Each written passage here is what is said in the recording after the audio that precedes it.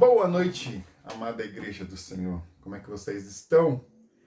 Eu acho que alguns arrependidos, porque comeram além do que devia, e alguns outros arrependidos, porque estão lembrando de tanta comida boa e deveriam talvez ter comido mais um pouco, não sei. Mas o Natal já passou e essa é a última semana cheia do ano de 2026. Essa é a semana de número 52. Nós tivemos, então, 51 recados de Deus, 51 domingos, aonde Deus nos levou a pensar e refletir sobre o que Ele tinha para nós nesse ano de 2025. Então, eu queria, juntamente com você, pensar um pouquinho a respeito de como estamos após 51 mensagens, 51 recados do céu, 51, posso dizer, direcionamento, alinhamento, e às vezes Deus também corrige. Sim, nosso Deus corrige. Ele nos ama e porque Ele nos ama, Ele corrige a nossa trajetória. Como eu estou? Como você está? Depois de ouvir 51 domingos, o que Deus tinha para nós. Será que nós estamos virando 2025 para 26? Pelo menos um pouquinho melhor, um pouco mais parecidos com Cristo do que foi 2024 para 25. É momento de pensar a respeito disso, é momento de refletir. O fim do ano ele nos leva a fazer isso. Até porque a gente planejou e projetou tanta coisa para 25 e eu acho que a gente não conseguiu concluir todas elas. E em 2026, como vai ser? Será que a gente tem alguns planos? Será que a gente já começou a pensar o que fazer, como fazer, se vamos fazer algum curso, se vamos estudar alguma coisa, se queremos um emprego melhor, se... Eu sei que a gente planeja muita coisa terrena, mas e como cristãos? Será que em 2026 a gente planejou estar um pouquinho mais na presença de Deus? Será que a gente planejou ler de uma vez por todas a Bíblia toda? Será que a gente, será que faz parte do nosso planejamento para 26 mais tempo em oração? Será que faz parte do nosso planejamento meios de poder abençoar as pessoas que necessitam de Cristo?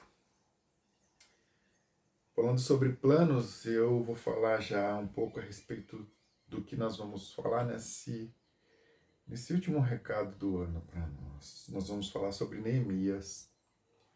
Neemias, ele foi um líder, muitos estudam esse livro para extrair daqui princípios de liderança, e ele foi muito bem sucedido nisso. Ele foi um ótimo gestor. Além disso tudo, ele foi um visionário. Ele conseguiu enxergar o que talvez outras pessoas estavam enxergando, mas não sabiam bem o que fazer.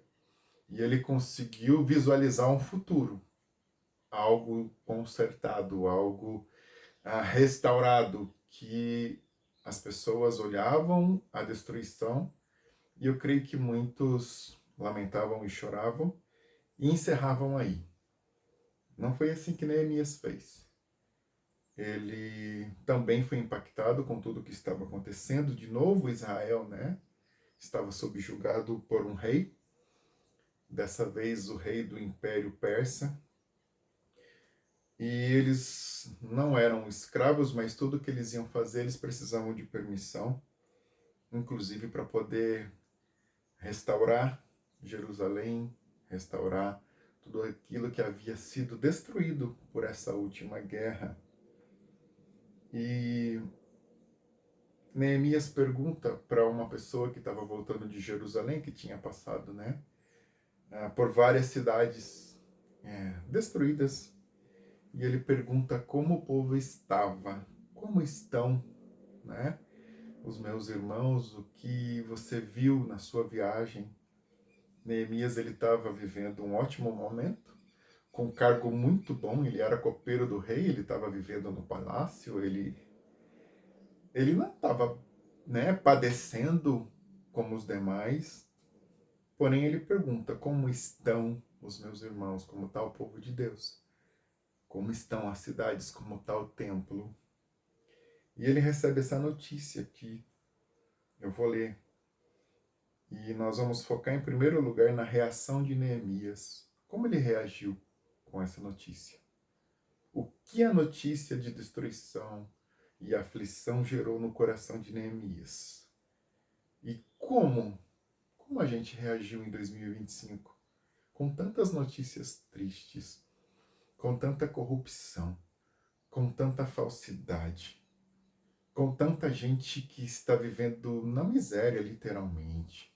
Com essas notícias da igreja da Europa e igreja dos Estados Unidos que estão fechando e fechando constantemente e fechando em um número assustador. Neemias queria saber o que estava acontecendo e Neemias, capítulo 1, versículo 3 diz assim: E eles me responderam: aqueles que sobreviveram ao cativeiro e estão lá na província passam por grande sofrimento e humilhação. Sofrimento e humilhação. Algo parecido com o que a gente tem vivido. Sofrimento e humilhação. O muro de Jerusalém foi derrubado e suas portas foram destruídas pelo fogo. E ao ouvir essa notícia, versículo 4 diz: quando eu ouvi essas coisas, eu sentei-me e chorei. Passei dias lamentando-me, jejuando e orando ao Deus dos céus. E nesse primeiro ponto eu queria pensar junto com você qual foi a reação de Neemias mediante a sofrimento e humilhação dos seus irmãos.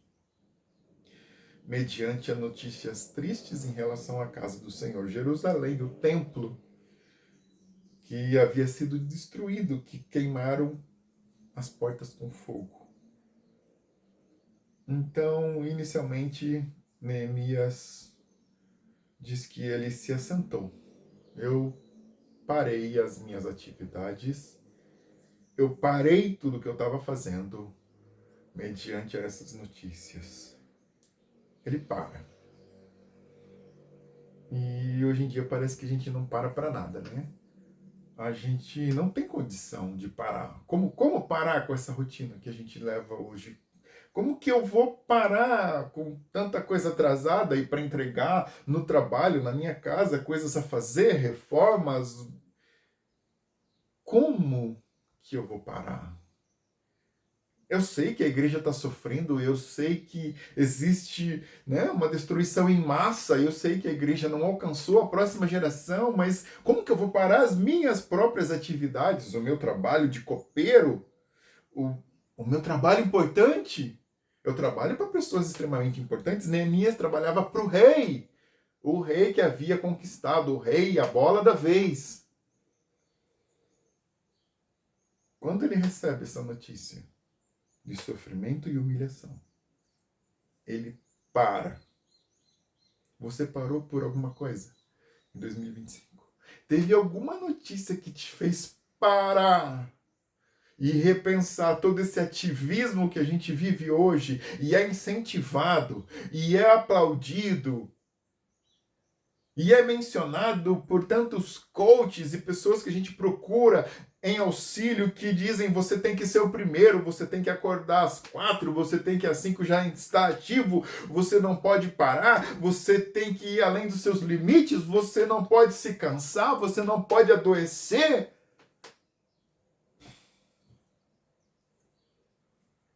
Para construir algo, para reconstruir o que a gente precisa em 2026, a primeira coisa que a gente precisa fazer é parar. Para! Neemias parou. Neemias entendeu que ele precisava começar a tomar algumas outras atitudes, mas primeiro ele precisava parar. Assentei-me. Se assente. Pare.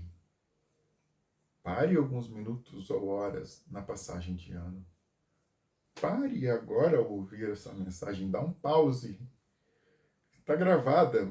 Você vai poder continuar depois, ou se Deus está falando contigo, continue até o fim. Mas no final da mensagem, pare, se assente, entenda como foi o nosso ano em 2025. Quais foram as lutas do Ministério Nova Vida?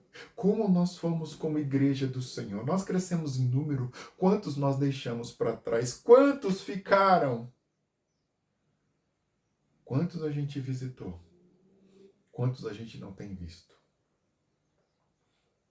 Pare. Outra coisa que ele fez, versículo 4 ainda, quando ouvi essas coisas, sentei-me, acabei de falar sobre isso, e chorei. Ué. Homem não chora, né? Gente forte não chora. Quem é bem resolvido não necessita de lágrimas. Chorar é para os fracos. Quanto eu ouvi a respeito disso? Engole o choro. Chorar é para quem entende de verdade o que está acontecendo. E quem entende de verdade o que está acontecendo, se assenta e logo em seguida chora, derrama lágrimas, tem condições de fazer com que o problema do outro, o que a gente tem ouvido e visto na TV, nas redes sociais, impacte a nossa vida a ponto de trocarmos o riso pelo choro por alguns momentos, por alguns minutos ou por alguns dias. A gente chora. Neemias chorou. Eu queria perguntar, nós teríamos condições de chorar pela situação das nossas igrejas no mundo? Será que o que está acontecendo na Europa, com tantos templos fechados, uma estatística de mais ou menos 1.000 por ano, igrejas que foram o berço de todo o avivamento, protestantismo, missionários que enviaram gente para o Brasil, que trouxeram para nós a palavra, a verdade, que nos alcançou e nos salvou, esses homens, essas igrejas, estão fechando as portas. O quanto isso me impactou em 2025, será que isso fez eu me assentar? Será que isso conseguiu tirar dos meus olhos uma lágrima sequer? Ou será que eu estava tão atarefado que eu acabei deixando isso para lá? Não é problema meu? Eu estou bem, eu estou empregado, eu trabalho para pessoas importantes, não é problema meu. Neemias poderia ter achado que não era problema dele, porque ele estava muito bem em relação aos demais. Mas ele se senta e ele chora. Uma igreja da Europa, não lembro bem em qual país ou cidade, mas aonde as pessoas adoravam a Deus, onde Deus era honrado, celebrado. Ela se fechou e teve um desfile de moda. E esse desfile, o título dele foi muito provocativo. O desfile se chamava Saints and Sinners. Santos e pecadores. E parece que a vez dos santos acabou.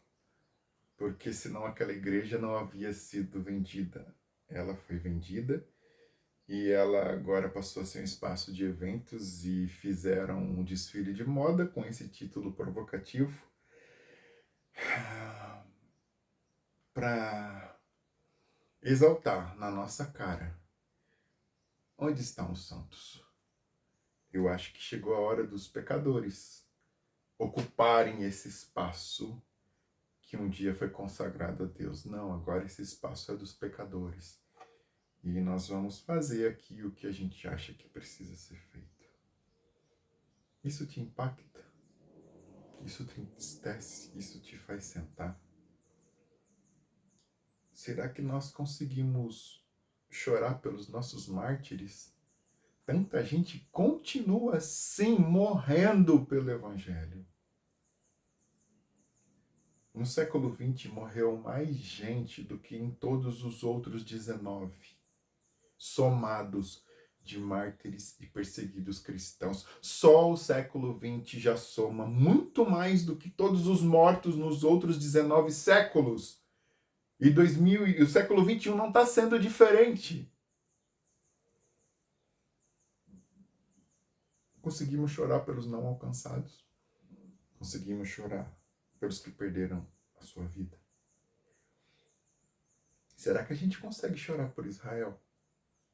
Olha o que está acontecendo, meus irmãos. Vocês têm acompanhado as notícias? Israel nos impacta. Olha quantas cidades, olha quantos países têm se levantado de novo contra o povo judeu, após um holocausto, após tantos vídeos, documentários, livros, nomes que são escritos em memoriais sem fim, de uma população dizimada pela maldade de um homem terrível, de um filho da perdição. Quando eu assisti todo esse conteúdo do Holocausto, que eu não consegui assistir um filme ou um documentário sequer sem chorar muito, eu pensei, isso jamais vai acontecer de novo. Está registrado. Está acontecendo sim. De novo. Isso nos impacta, isso nos faz chorar. Deveria. Depois diz aqui que ele passou dias se lamentando. Lamentar. Lamentar é assumir que o problema é meu. Eu pessoalmente lamento. Eu estou impactado. Isso me impacta a ponto de eu parar minha rotina tão intensa, conseguir derramar sim lágrimas pelos motivos corretos e lamentar. Deus, eu lamento. Eu lamento que em 2025 a gente conseguiu alcançar alguns poucos, mas gostaríamos de ter alcançado mais. Eu lamento que em 2025 eu foquei em coisas que até me tiraram talvez o foco do que realmente é importante, a eternidade. Eu lamento que tantas igrejas estão fechadas nos Estados Unidos e na Europa. Eu lamento que lá fora nós não conseguimos alcançar a próxima geração de cristãos. E eu espero, em nome de Jesus, que isso não aconteça aqui no Brasil. Ele se lamentou por muito tempo. E lamentar é ter o tempo que a gente precisa para digerir a notícia difícil, para digerir que as pessoas estão vivendo um momento de sofrimento e humilhação. Eu lamento tudo que tem acontecido no nosso país. Eu lamento por todas as mortes que esperaram a vaga da UTI que não chegou. Eu lamento pela quantidade de comércios aqui de Indaial que eu passo na rua e vejo aluga-se, aluga-se, aluga-se, vende-se. A quantidade de empresas que nasceram com um sonho, visionários, que encerraram suas atividades em 2025. Lamentar é dar ao nosso corpo e à nossa mente o tempo necessário para que a gente possa reagir de alguma maneira.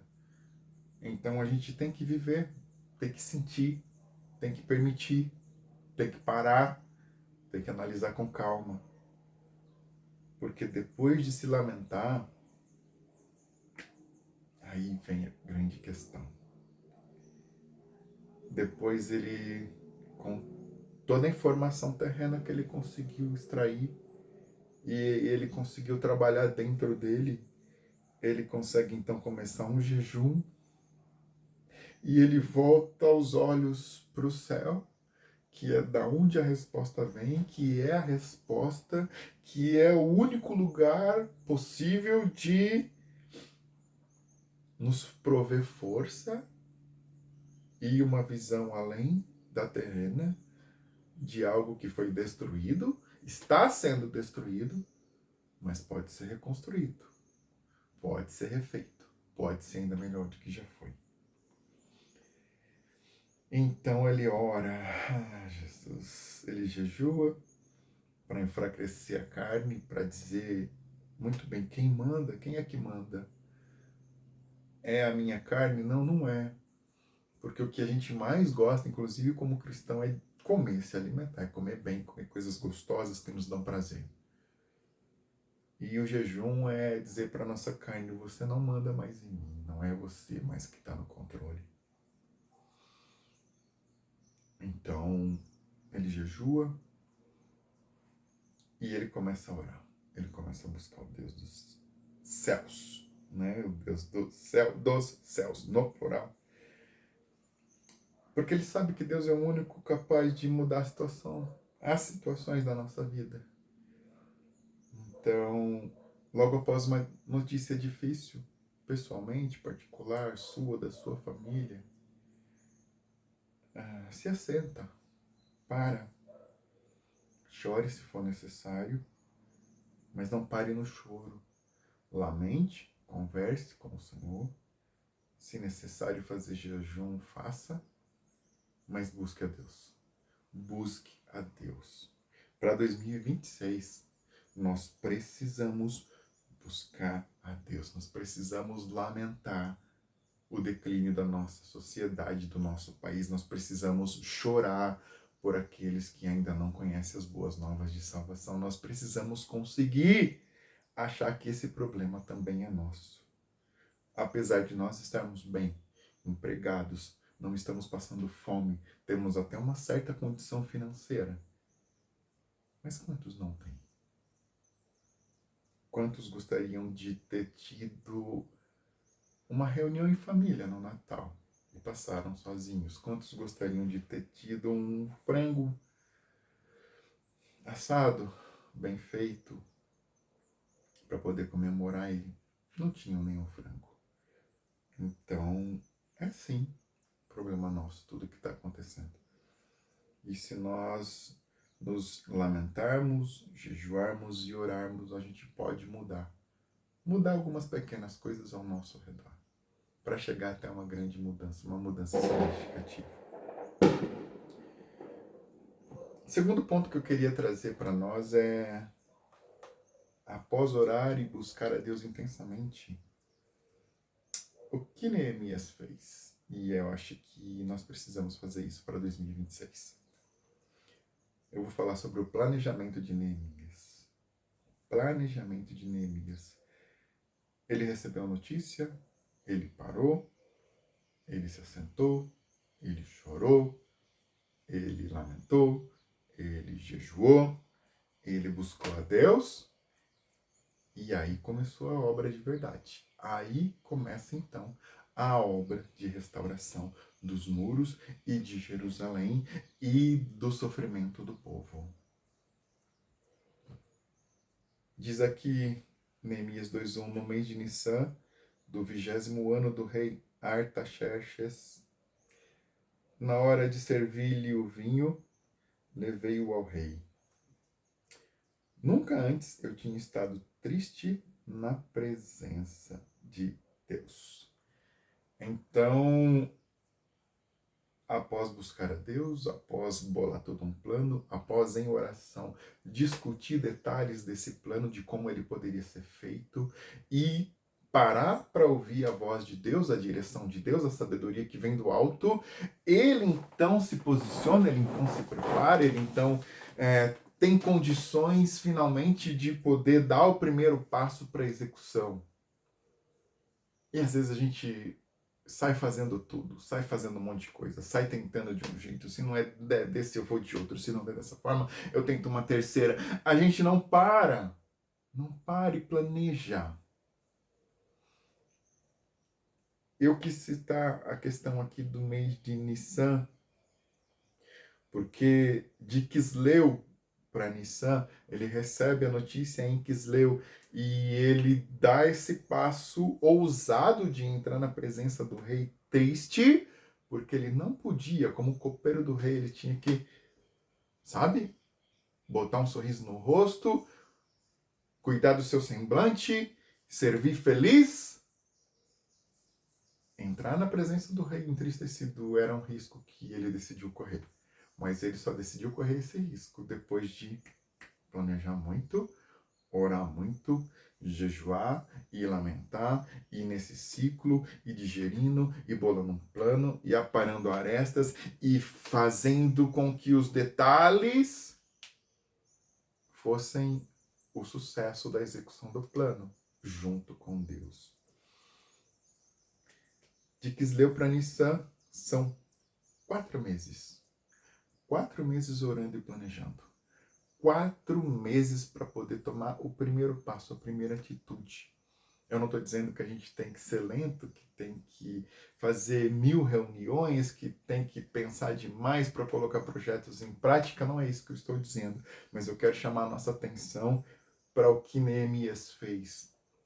Foi uma notícia muito triste. O povo estava sofrendo, com sofrimento, grande sofrimento e humilhado. Ele tinha uma chance.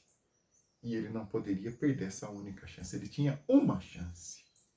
E ele precisava pensar em tudo. Ele sabia muito bem o desafio, o tamanho do desafio, por isso ele pensou em cada passo. É uma forma de orar que talvez a gente não tenha muito em mente. A gente entra na presença de Deus e pede perdão dos nossos pecados. É claro, a gente peca a todo momento. E quando a gente pensa em entrar na presença de Deus, eu penso, poxa vida, é como no tabernáculo, eu tenho que me lavar, eu tenho que me purificar, eu tenho que me apresentar perante o altar do Senhor sem pecados. E a gente pede perdão, a gente coloca para Deus os nossos planos, a gente pede coisas, a gente intercede por alguém, mas intercede principalmente por nós. Apresenta todos os nossos pedidos a Deus. Mas esse orar aqui de Neemias parecia que ele bolava planos e ele contava para Deus. E ele apresentava para Deus. E talvez Deus, na sua presciência, ele ia ajustando o plano de Neemias. Ele ia corrigindo coisas que Neemias deveria fazer ou não fazer. Então, meus irmãos, orar também é buscar em Deus como fazer determinadas coisas, como agir em determinadas situações. Orar também é planejar e voltar para o nosso plano e modificar e melhorar até o momento da gente agir. E foi exatamente o que ele fez. Ele decidiu com muito medo, diz o versículo. Ele estava com muito medo quando ele entrou triste na presença do rei. Isso não quer dizer que nós não vamos temer. Nós vamos fazer isso, né, completamente bem. Não. Todo posicionamento nosso em relação ao reino de Deus, em relação a uma busca particular, em relação àquilo que é do reino espiritual, vai nos trazer desconforto, vai nos trazer medo. Medo porque é novo, medo porque é desconhecido, medo porque está na esfera espiritual que a gente não enxerga. Mas ainda assim, com muito medo, ele decide falar com o rei e tomar essa posição. Ele poderia ter morrido. Ele poderia ter morrido. Mas ele teve essa coragem. Após jejuar e orar por 4 meses, ele teve a coragem, finalmente, de dar o passo que ele precisava. Como foi o nosso 2025? Será que nós tivemos coragem? Coragem de falar, coragem de assumir alguns pecados que precisam sair da nossa vida. Compartilhar com alguém, com algum irmão de confiança. Me ajuda nessa questão, meu irmão. Eu quero vencer. Será que nós nos preparamos para a batalha espiritual que está acontecendo em relação às nossas famílias? Ou é apenas a minha que está constantemente sendo atacada? Nós vivemos dias difíceis. O mal tem aparentado o seu bem. E o bem caiu em desuso. O bem é ultrapassado. Moral é conservadorismo. Moral tá errado. Tem que ser, hoje em dia, tudo que todo mundo acha de qualquer jeito e não o que, através de milhares de anos, foi construído e consolidado com uma base extremamente fundamentada. Então, como cristão, você alcançou tudo que você almejou em 2025? Você conseguiu compartilhar da sua fé com pelo menos algumas pessoas? Dizer o que Cristo representa na sua vida? O porquê você se converteu? Você se posicionou frente a tantos questionamentos? Aborto ou não aborto? É assassinato ou não é? A partir de que idade nós podemos considerar vida? Vida é momento de concepção. Você se posicionou contra um assassinato de um indefeso? Igreja, nós estamos assistindo atrocidades. Nós precisamos nos posicionar como cristãos e planejar, e chorar, e jejuar, e orar, e ajustar o nosso plano para que crianças não sejam assassinadas dentro do ventre. Nós precisamos retomar a nossa voz. Vai de Havaiana ou Ipanema para praia esse ano? São tantas coisas, tantas polêmicas. E elas deviam nos fazer parar. Elas deviam nos fazer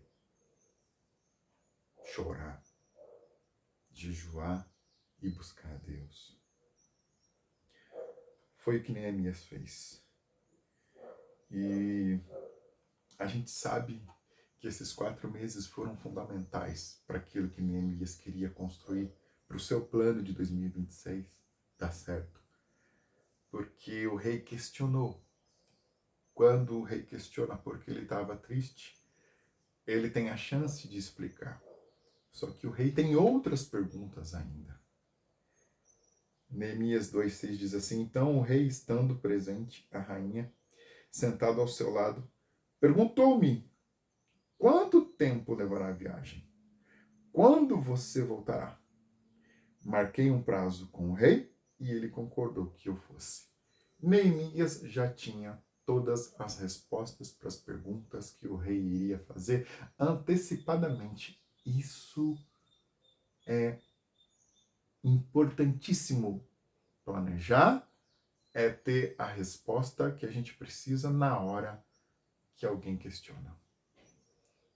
Todas as perguntas que o rei fez, Neemias já tinha a resposta.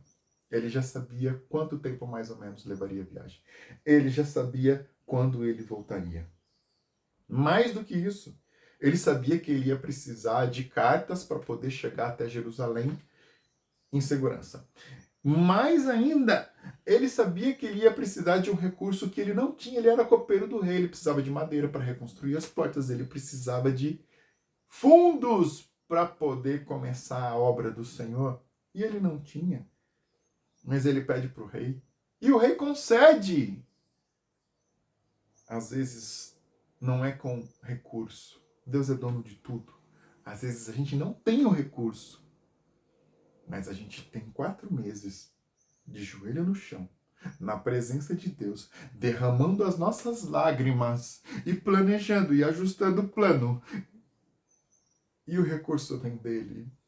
Ele nos dá a condição, como deu para Neemias. Ele pode dar condição para que eu e você possa tirar do papel o nosso projeto, a nossa vontade para 2026. Então, nós precisamos saber as respostas. As pessoas estão perguntando. O mundo vai mesmo acabar? As pessoas estão perguntando. A Bíblia está ultrapassada? E nós temos as respostas? Então, planeje. Planejamento é essencial. E o último ponto da nossa mensagem. como eu não consigo te ver, eu acho que ela vai ser mais breve por não ter, né? Esse retorno de quem está ouvindo e recebendo a palavra. É muito importante. A execução do plano de Neemias. Então, nós falamos a respeito da reação de Neemias, o que ele fez com a notícia. Nós falamos agora a respeito do planejamento de Neemias. E agora nós vamos falar da execução. Eu vou falar o título da mensagem agora no final. O título só no final. Eu não sei se a gente fala no começo, a gente acaba esquecendo, então eu deixei para o final. Vou falar só no final o título da mensagem. E eu espero que o título fique gravado na sua mente e no seu coração para 2026. A execução do plano de Neemias. Então, após tudo isso que nós já falamos, de forma extremamente reduzida, e eu tenho certeza que eu vou pregar a respeito de Neemias algumas outras mensagens em 26, porque eu encontrei muita coisa importante aqui. Eu encontrei muito segredo espiritual. Eu encontrei aqui muita estratégia que não dá para passar em uma mensagem apenas.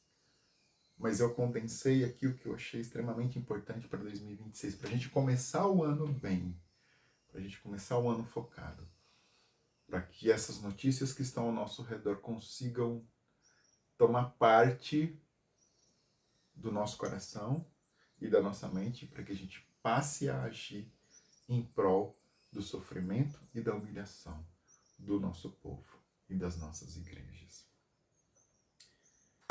Vamos para a execução. Como é que esses homens, então, trabalhavam ali no dia a dia? Neemias chegou, Neemias deu uma olhada em como estava a situação, isso é assunto para outra mensagem. Neemias, por 3 dias, né, teve ali à noite, sem ninguém saber por que será, ele foi reconhecer o terreno, ele foi entender o tamanho da destruição, ele foi dar uma analisada em quem estava ali perto, quem eram aquelas pessoas, tinha inimigo por ali. Não é a mensagem de hoje, mas... Então ele começa a execução do plano. Só que ele não começa de qualquer forma. Na execução, durante a execução, tem um detalhe fundamental, que é o que vai construir o título da nossa mensagem, que é o que eu vou ler agora. Neemias 4, versículos 16 e 17. Daquele dia em diante, enquanto metade dos homens fazia o trabalho, a outra metade permanecia armada de lanças, escudos, arcos e couraças. É claro que quando ele começou a executar a obra, a oposição chegou forte, os inimigos se declararam, todo mundo começou a falar contra, e não só falar, mas também planejar. Existe toda uma resistência do reino espiritual que a gente não está enxergando nesse momento, mas em tudo que nós vamos fazer em relação ao reino de Deus, seja abandonar um pecado, seja falar de Cristo para alguém, seja tomar o passo do batismo, seja decidir de uma vez por todas ir aos cultos com expectativa, qualquer coisa que vamos fazer de reino espiritual tem uma resistência gigantesca de todo o império do mal muito bem organizado e ao nosso redor invisível para parar a obra, antes mesmo que ela comece. Eles começaram, muita coisa aconteceu, muita gente se levantou de fora, e olha que interessante, até de dentro. Isso é para uma outra mensagem ainda. Mas é bom você saber disso, sempre que nós formos colocar o plano em execução. Resistência e oposição vão sobrar. Então, eles passaram, né? Daquele dia em diante, algo acontece aqui. Se você tiver curiosidade, vá ler lá, Neemias 4. Comece o ano lendo Neemias 4. Neemias todinho é um livro pequeno. Daquele dia em diante, enquanto a metade dos homens fazia o trabalho, reconstrução, colocar, cortar madeira, refazer as portas e tudo que havia sido destruído, a outra metade permanecia armada, de olho, vigia, sentinela, com lanças, escudos, arcos e couraças. Não estavam despreparados.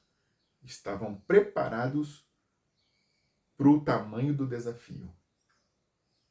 Para nós hoje, espiritual, não de qualquer forma, entendendo que nós estamos numa grande guerra espiritual.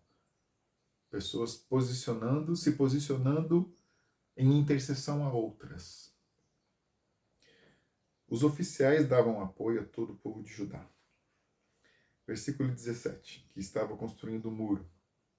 Aqueles que transportavam o material, olha isso, faziam o trabalho com uma das mãos e com a outra seguravam a arma.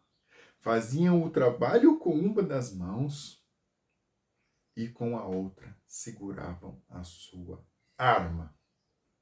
Ou seja, plano, execução, o que eu tenho que fazer, terreno e direção de Deus, amparo, a nossa arma espiritual, a nossa espada na outra mão. Sem abrir mão, sem parar a obra, sem parar o plano, sem parar a execução, eu continuo fazendo, mas a outra mão está na minha espada, a outra mão está ligada no reino espiritual, a outra mão está buscando em Deus o que eu preciso para colocar tudo isso em execução.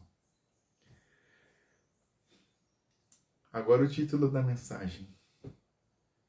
Em 2026, pá em uma mão, espada na outra.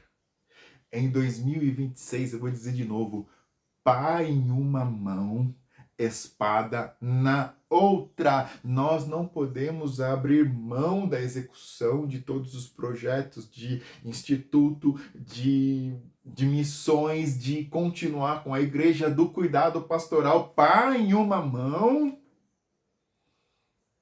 Porém, para poder avançar com toda a resistência do mal, espada na outra mão. Nós precisamos, em 2026, entender que sem a espada nós sofreremos derrota. Sem estar mais na presença de Deus, nós sofreremos algumas derrotas. Sem buscar ainda mais a Deus em oração, nós sofreremos derrota. Sem a leitura da palavra e sem nos debruçar nos livros e sem investir tempo naquilo que pode trazer cura, em segredos espirituais que outros com muito custo conseguiram entender e nos contam, nós vamos sofrer algumas derrotas. E não é o que queremos. Nós vamos nos preparar como Neemias se preparou por 4 meses para executar a grande obra em 2026. Porém, em 2026, como? Você já consegue falar? O que tem nessa mão? Pá em uma mão. E na outra? Visualiza, meu irmão. Espada na outra. Eu sei que nós oramos e oramos muito em 2025. Mas para 2026, eu entendo que Deus aguarda de nós um comprometimento ainda maior com a oração. Eu sei que nós estudamos bastante. Teve o Águias, teve várias iniciativas de estudo bíblico. Agora a gente tem também,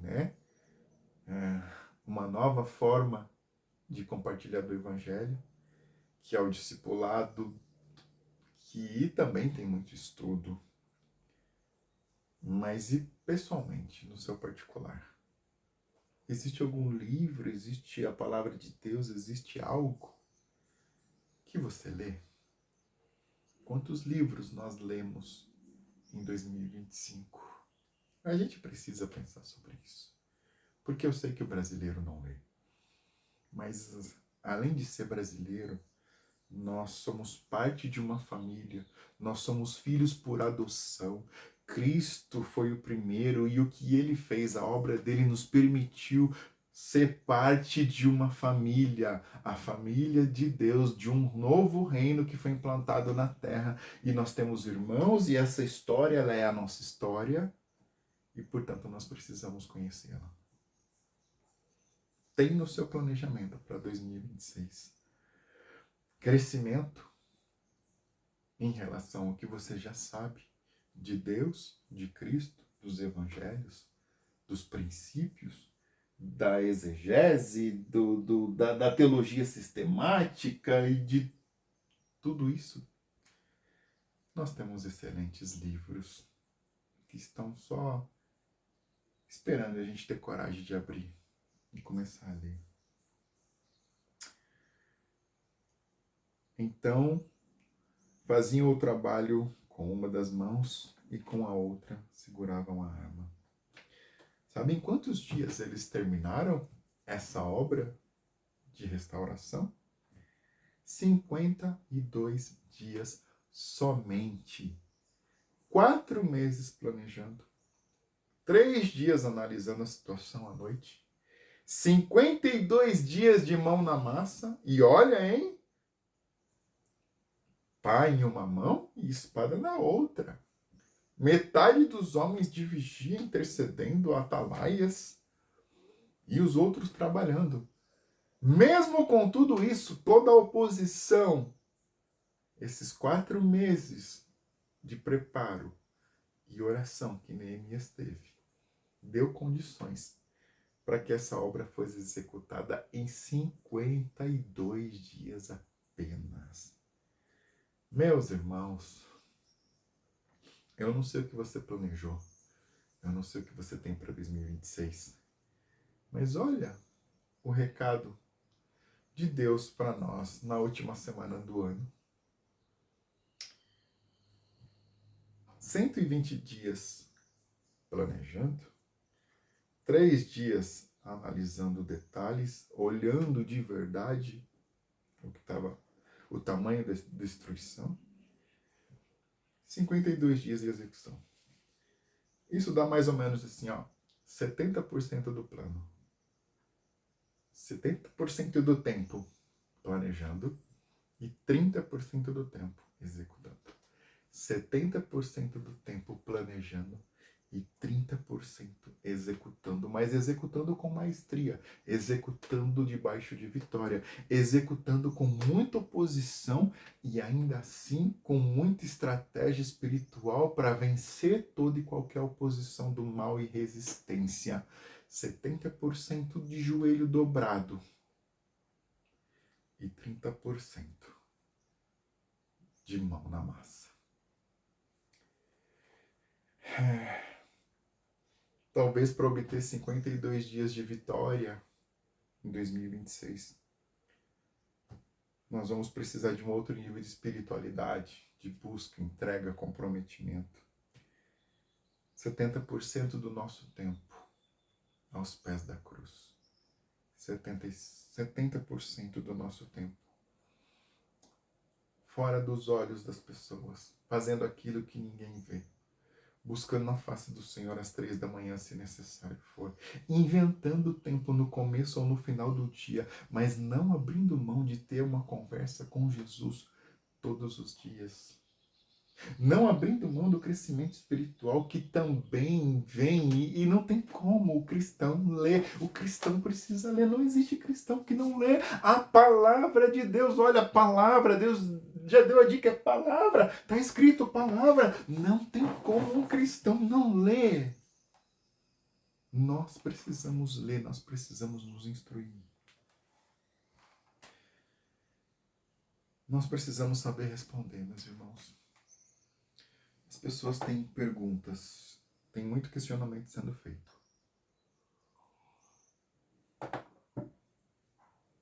Eu gostei disso aqui. Tem água, tem café. O dia que eu vier com a garrafa de café, eu acho que a bateria do celular não vai conseguir gravar tudo. Apelo final, meus irmãos.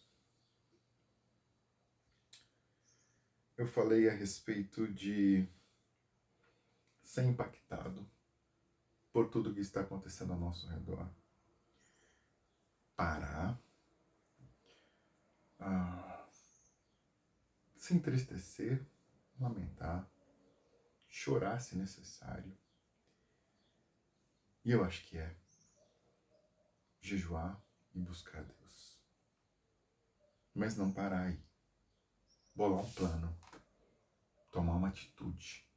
Começar a botar no papel o que pode ser feito. O que pode ser feito com a minha empresa, o que pode ser feito em relação à minha família, o que pode ser feito em relação à destruição do meu casamento, o que pode ser feito em relação ao meu filho que decidiu não estar mais no caminho do Senhor, o que pode ser feito, planeje, entre na presença de Deus, anote. Em oração, vai ajustando esse plano, 70% de joelho no chão, 30% de execução.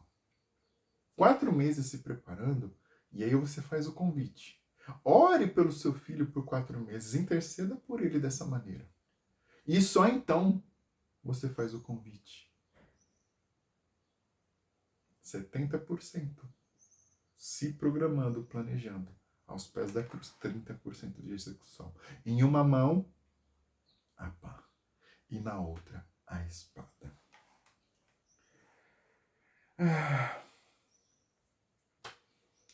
Nós sabemos responder à razão da esperança que há em nós, porque a Bíblia diz isso, diz que em algum momento, quando as pessoas começarem a analisar de verdade a nossa vida e ver que a gente age diferente em algumas situações, eles vão nos perguntar a razão da esperança que há em nós. E a gente sabe responder? Você sabe dizer? Você saberia responder bem essa pergunta? O que você responderia se alguém te fizesse essa pergunta? Qual é a razão? Qual é o motivo? Por que você parece que está sempre alegre? Por que em relação a essas notícias difíceis, onde todos são abalados, você parece inabalável? Por que você continua? Por que ainda em meio a tantos problemas e dificuldades, você ainda assim continua? Nós sabemos responder a razão da esperança que é em nós. Nós sabemos responder as bases da nossa fé. O que ser cristão quer dizer? Qual é a base, qual é o fundamento da nossa fé? É Trindade, que é extremamente atacado o tempo todo? É vida após a morte? Tem, não tem? Quando morre, vai para onde? O mundo vai acabar de fato? Essa loucura aí de arrebatamento, o povo vai sumir mesmo, não vai sumir? Jesus sobe, a gente sobe até Jesus, Jesus desce até a terra, a gente se encontra no meio. Nós precisamos começar a ter as respostas. E as respostas são geradas nos 4 meses de preparo, são geradas nos 70% na presença de Deus. São geradas com a espada. Para na hora da execução, com a pá, a gente saber muito bem como se constrói, como se coloca massa, como que se passa da forma correta, como que se deixa tudo extremamente uniforme e liso. Nós precisamos entender que as pessoas querem saber, mas nós precisamos ter as respostas. Se prepare para em 2026 fornecer as respostas que o mundo tem buscado. Se a Bíblia precisa ou não de atualização. Eu quero conseguir ter outras respostas ainda além das que eu já tenho. E para isso eu preciso me entregar e me dedicar ainda mais a Deus. Em uma mão, a pá, na outra, a espada. E eu espero de verdade que em 2026 a gente possa ir além, mas que a gente se planeje, que as notícias ao nosso redor nos impactem a ponto de fazer com que a gente pare e chore. E não apenas pare e chore, mas se planeje, faça um plano para que 2026 a gente possa ser vitorioso, reconstruindo portas, reconstruindo famílias, reconstruindo lares, reconstruindo vidas que sequer queriam continuar vivendo nessa terra. É muito difícil viver sem Cristo. Eu não ia conseguir, eu não estaria mais aqui. Então tem mais gente nessa situação que precisa conhecer o que Cristo fez, o que Ele tem feito e continua fazendo. E eu e você, nós somos as pessoas para poder ser impactado com tudo que tem acontecido, se posicionar e passar 70% do nosso tempo buscando a presença de Deus e se preparando para toda a oposição e levante do mal, para que nós sejamos vitoriosos na obra. Amém? Que Deus te abençoe.